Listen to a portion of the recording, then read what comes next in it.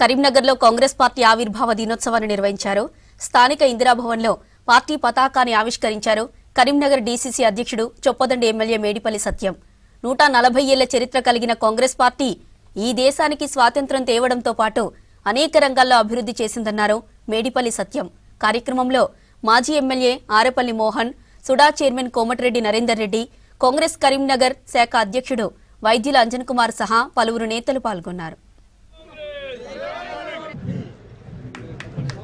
భారత జాతీయ కాంగ్రెస్ పార్టీ 1885వ సంవత్సరంలో స్థాపించబడి 141 సంవత్సరాలు పూర్తవుతున్న సందర్భంగా దేశ ప్రజలందరికీ, కాంగ్రెస్ పార్టీ కుటుంబ సభ్యులందరికీ కూడా నేను కాంగ్రెస్ పార్టీ వ్యవస్థాపక దినోత్సవ శుభాకాంక్షలు తెలియజేస్తున్నా.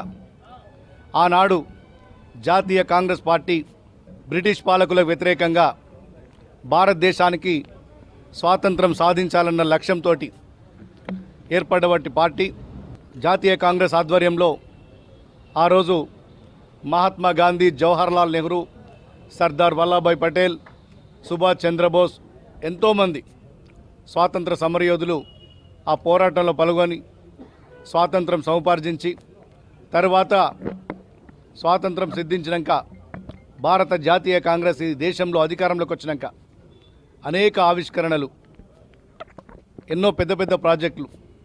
స్వాతంత్రం సిద్ధించిన సమయంలో ఎలాంటి సదుపాయాలు లేకుండే, కనీసం గ్రామాలకు కరెంటు లేని పరిస్థితి, కనీసం ఒక గుండు సూది తయారు చేయలేనటువంటి పరిస్థితుల్లో ఆనాడు భారతదేశం ఉండే.